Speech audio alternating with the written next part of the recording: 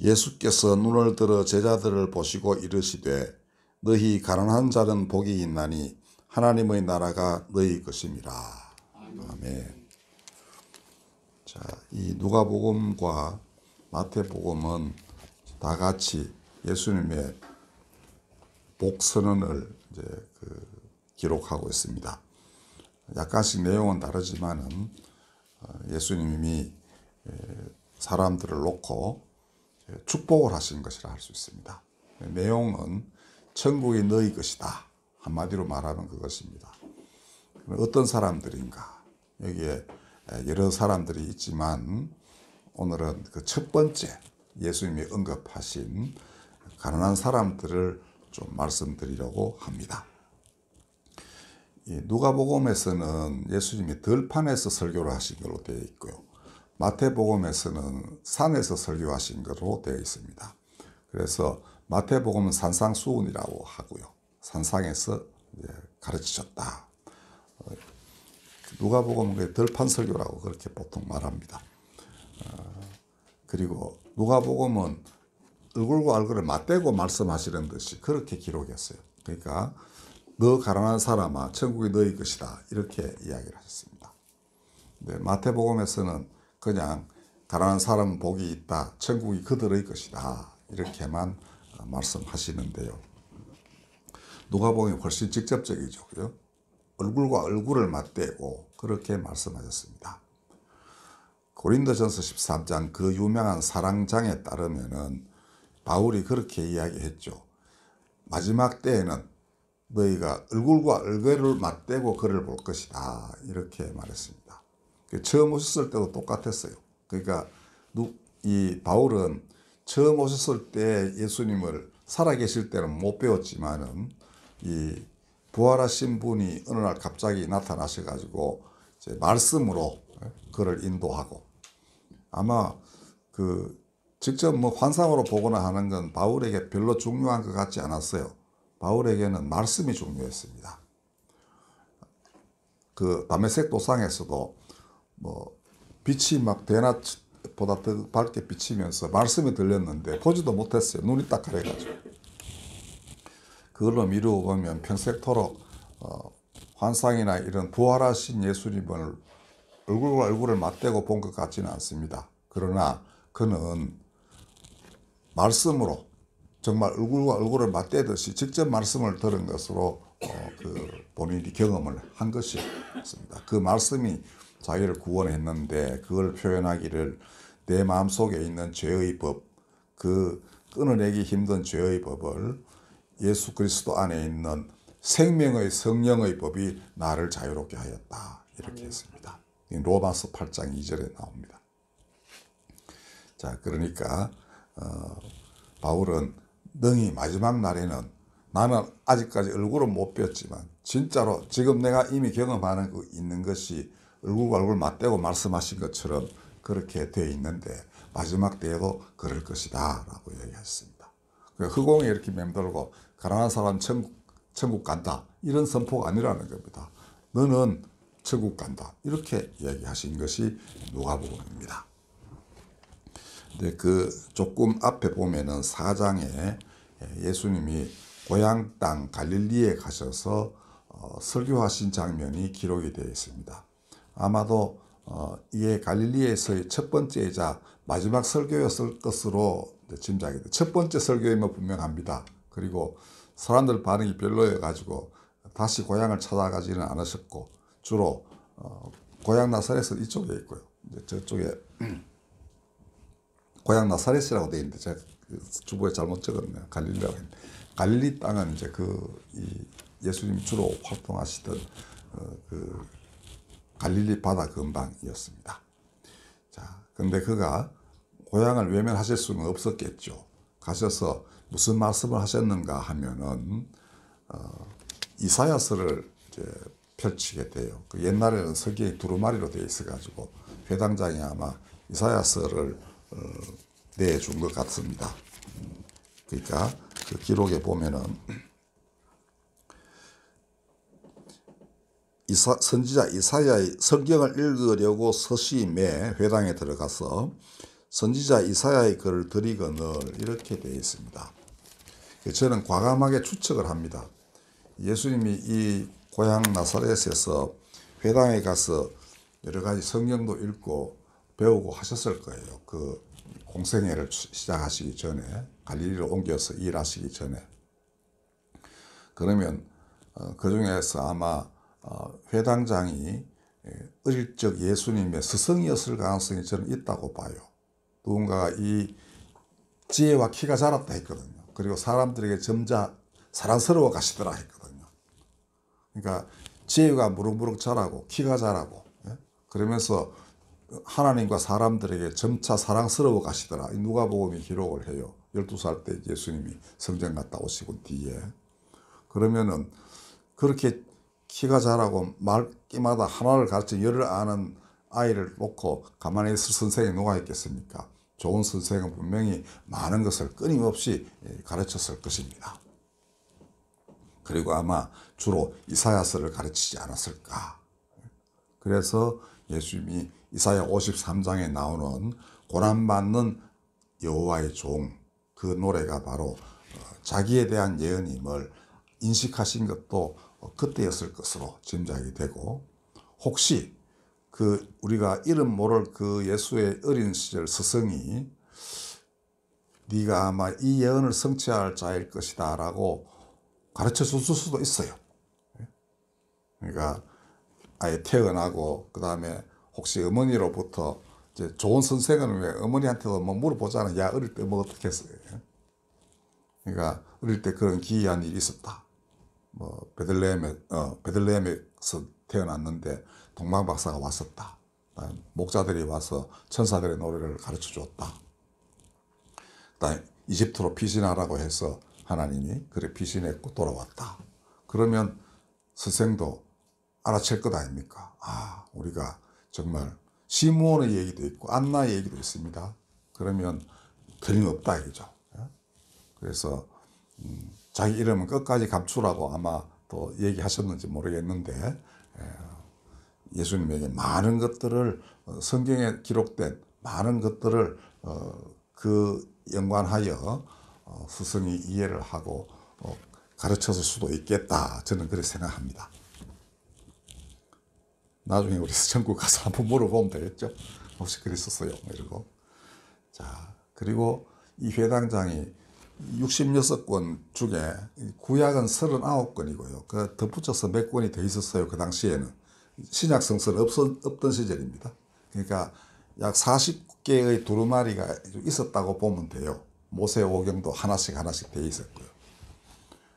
근데 그 중에 이사야서를 유독이 꺼내가지고 회당장에 준 것은, 회당장은 이제 그 쉽게 말하면 우리 예배의 집례자예요. 그리고 설교를 예수께서 하라고 이제 자리를 마련해 준 거겠죠. 그러면 설교하시라고, 그 다음에 내가 옛날에 말씀드린 거를 말씀하시라고 아마 그렇게 했을 가능성이 높습니다. 근데 바로 61장을 펼치셨어요. 지금 우리 이게 이제 누가복음 4장을 잠시 읽어보면 이사야서 그대로입니다. 주의 성령이 내게 임하셨으니 이는 가난한 자에게 복음을 전하게 하시려고, 이렇게 되어 있습니다. 가난한 자에게 복음을 전하게 하시려고 주의 성령이 내게 임하셨다라는 것입니다.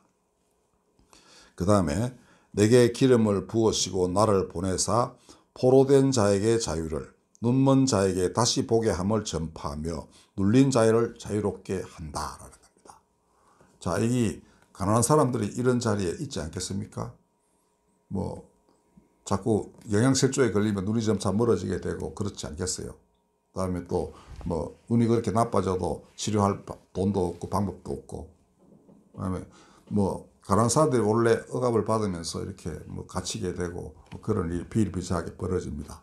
근데 주의 성령이 내게 임하셔서 내가 너희에게 찾아온 것은 너희들에게 복음을 전하려 합니다. 구체적인 것은 눈먼 자를 보게 하는 것이고 눌린 자를 자유롭게 하는 것이다. 이렇게 명확하게 이사야서는 기록을 하고 있습니다. 그리고 그 날이 바로 주의 은혜의 해다. 해라는 게 그 연도라는 겁니다. 그래서 여기서는 주의 은혜의 해 이렇게만 되어 있고요. 이사야서에서는 주의 은혜의 신운의 날도 이제 추가되어 있습니다. 그러면 학자들은 그렇게 해요.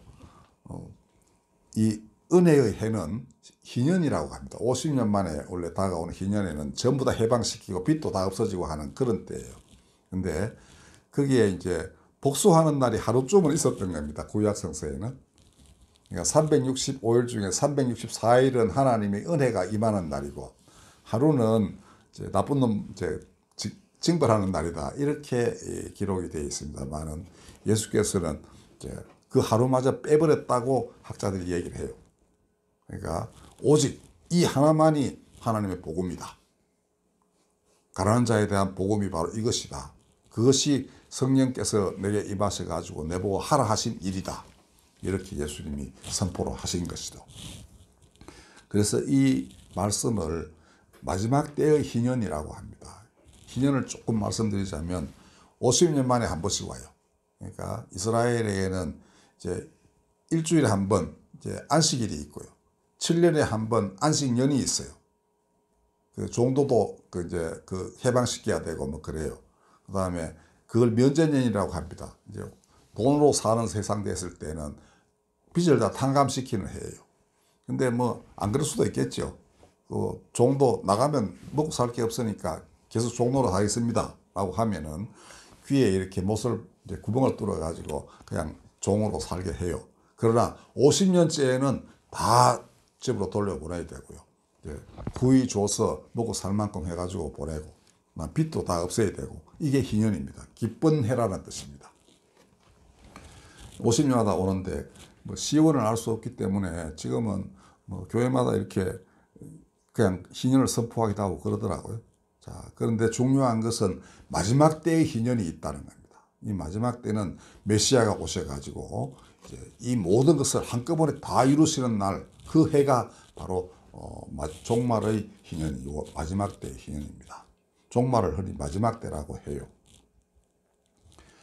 자, 근데 이 말씀은 뭐냐 하면은 이스라엘도 대략 그렇게 알아들었어요. 그 은혜의 해라는 거는 메시아가 오셔서 이제 마지막에 이루실 그날, 그 해, 이제 그건데, 이 뚱해요. 전혀 뭐 반응이 없습니다.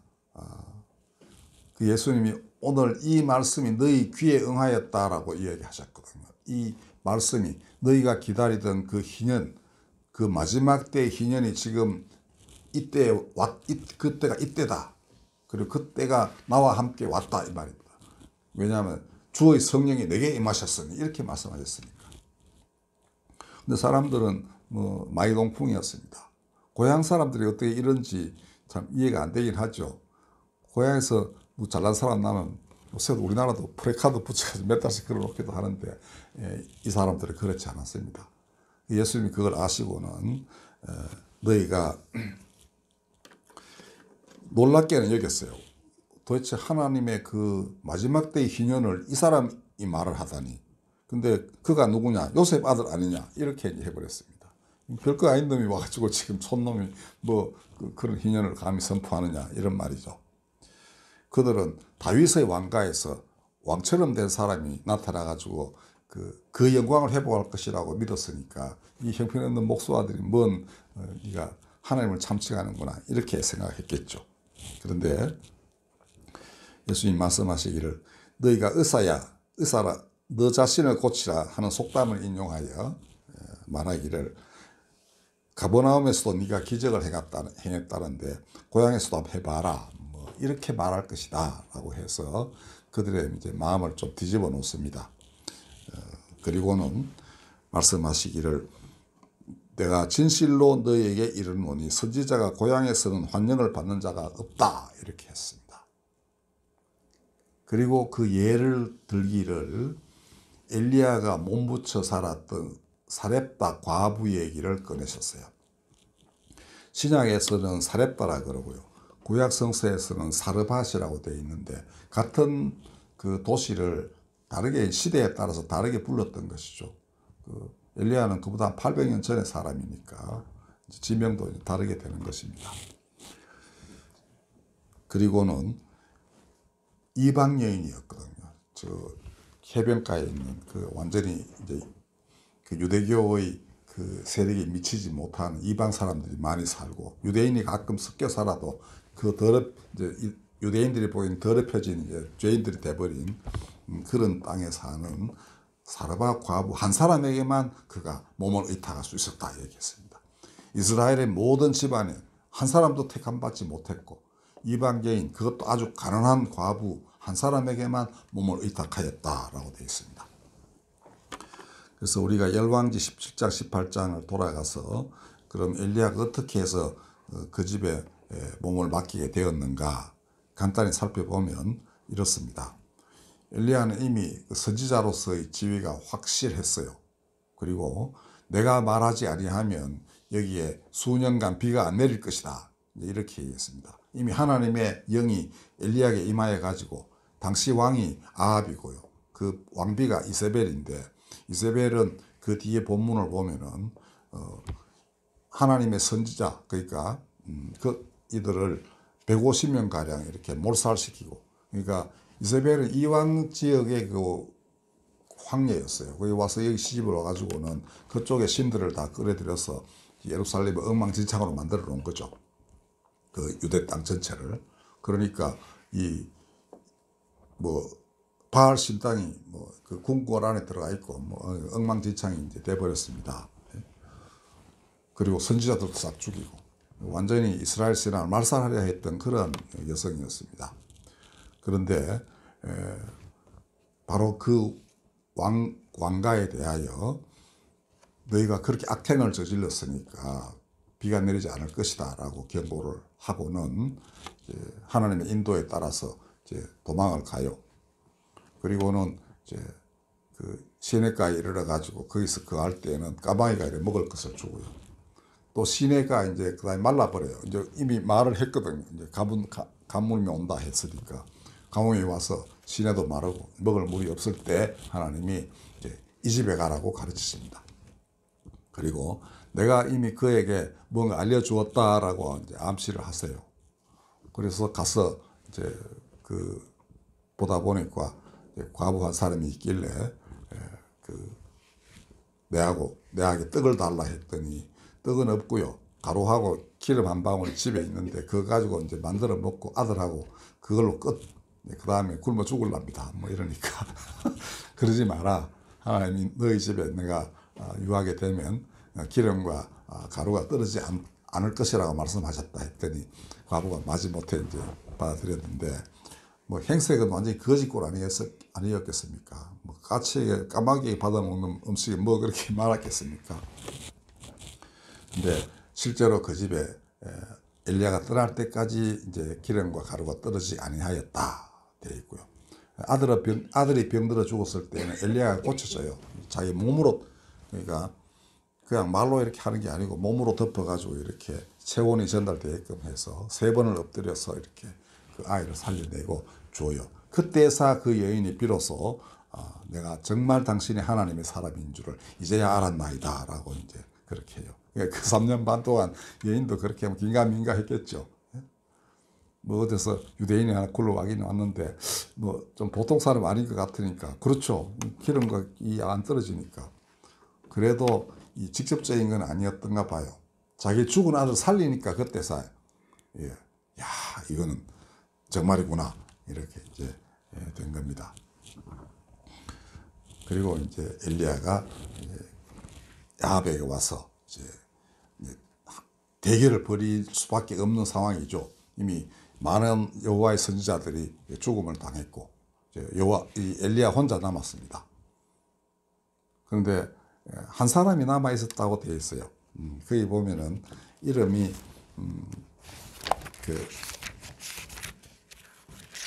제가 한번 보겠습니다.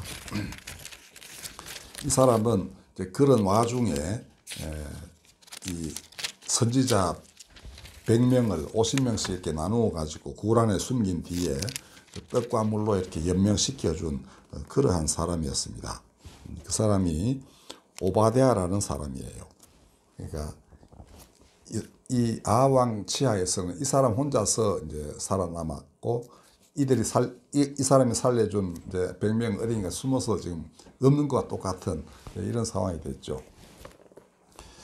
근데 바로 몇 년 전에 왕이 이제 그 엘리야로부터 이런 이제 가뭄이 있을 것이라는 경고를 들었으니까 기분 나빠 죽겠죠. 저놈을 잡아 죽여야 될 텐데 뭐 이렇게 이제 혹은 이제 가뭄이 되니까 또 왕이 책임을 져야 되지 않습니까? 그러면 가뭄이 들게 한 놈이 그 비를 오게도 하겠지 이런 이제 기대도 좀 있을 터이고 그러니까 열심히 이제 찾았지만은 실패했어요.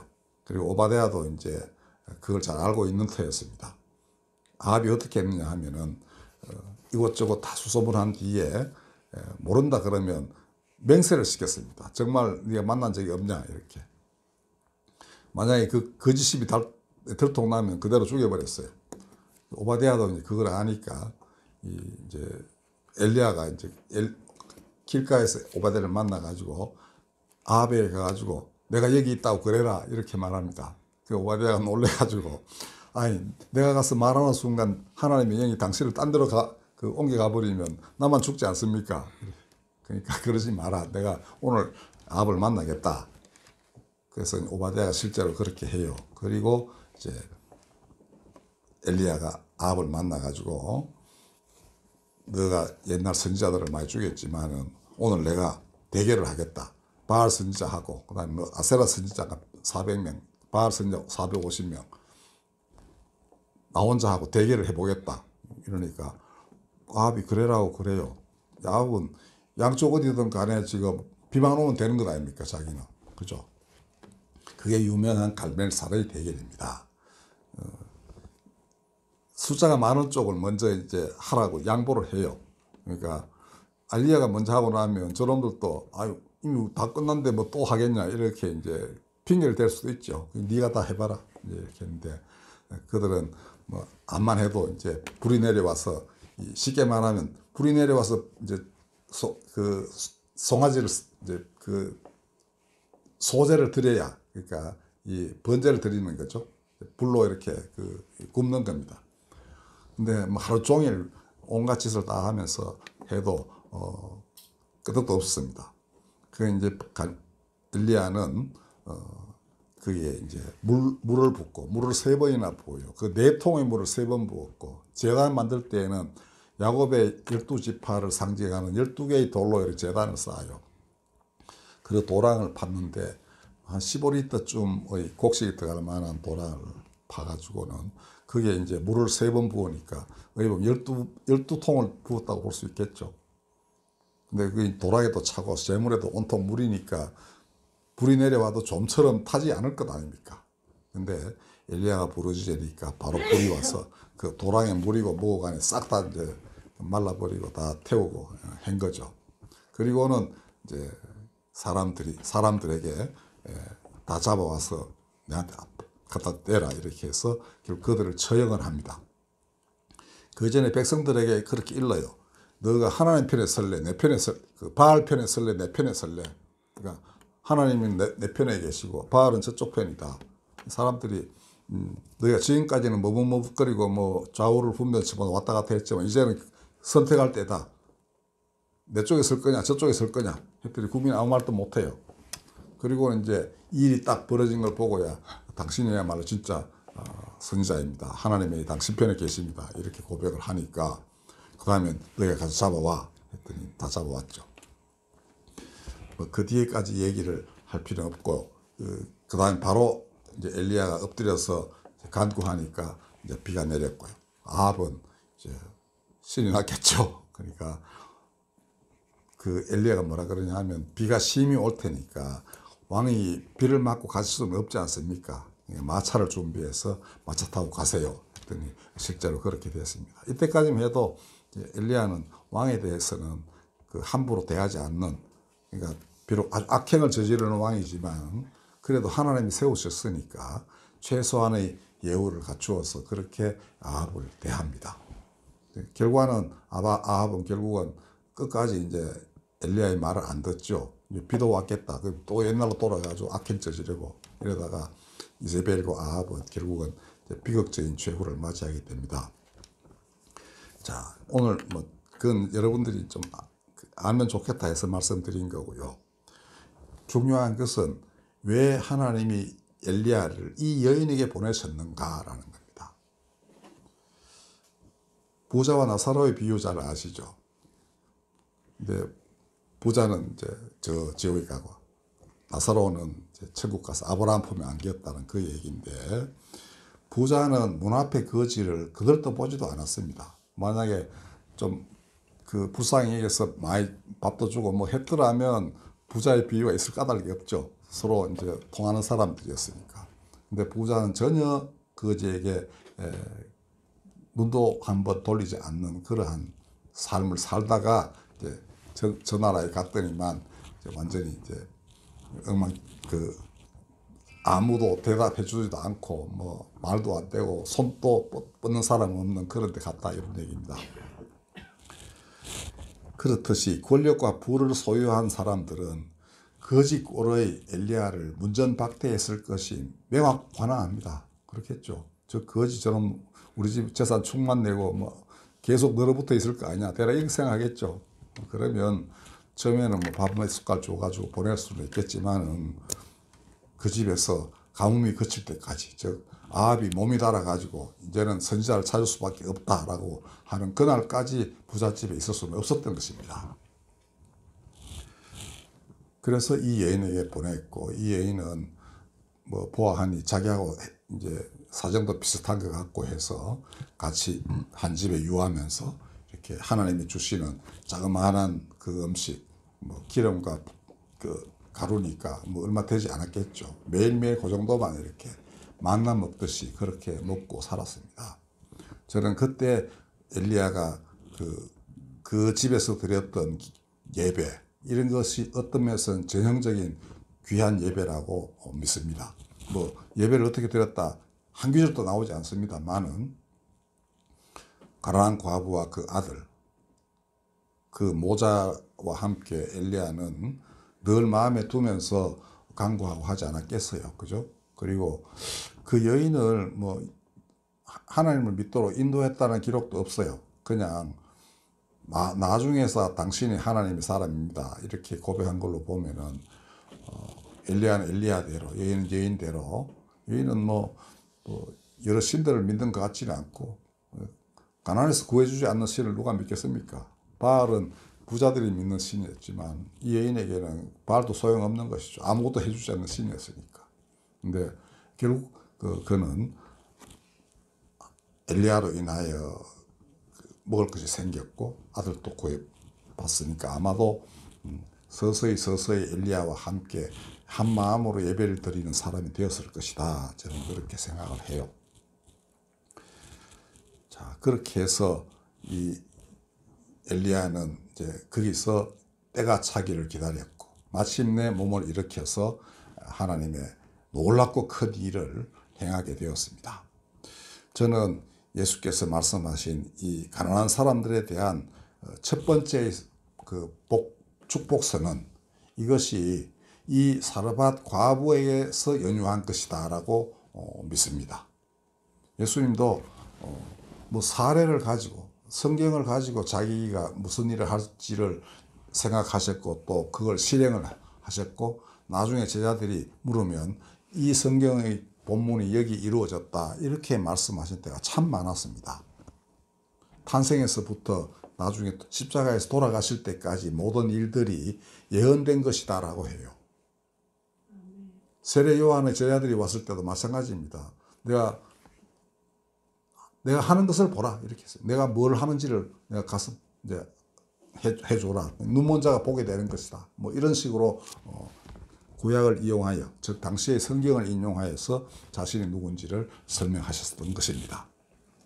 그래서 저는 팔복선언도 다 구약에 나오는 하나님이 배려하셨던 사람들, 그걸 이렇게 잘 조합하면 그렇게 돼요. 8가지 종류의 사람들이 나옵니다. 그 중에 제일 첫 번째가 바로 이 가난한 사람들인데, 예수 자신도 되게 가난하게 사셨을 것으로 짐작을 해요. 그 지역 자체가 그렇게 풍요한 지역이 아니었다고 이제 다 알려져 있거든요. 그래서 저는 선지자는 가난한 과부의 집에 몸을 의탁하다. 이게 하나님의 법도라는 겁니다. 이렇게 해서 하나님의 말씀이 그 다음에는 천지를 진동하는 말씀이 거기서 잉태가 되는 거예요. 우리 교회도 이 사르밧 과부와 비슷한 그런 처지에 똑같지는 않을지라도 이렇게 계십니다. 그래서 우리 교회도 결국은 어디 보면 가능하다면 엘리야가 일했던 것처럼 그러한 날들이 오기를 저는 진심으로 바라고 있습니다. 네, 기도하겠습니다. 거룩하신 하나님, 언제나 사르밧 과부는 세계 모든 곳에 있습니다. 그곳에 선지자들이 몸을 이탁하고 거기서 말씀을 다듬고 잉태하고 능력을 길러 그렇게 세상을 변화시키는 당신의 놀라운 사역을 감당케 하여 주옵소서. 예수 말씀하시기를 주의 성령이 내게 임하셨으니 이는 가난한 자에게 복음을 전하게 함이다 말씀하셨습니다. 말씀대로 이루소서. 예수님의 이름으로 기도하였습니다. 아멘.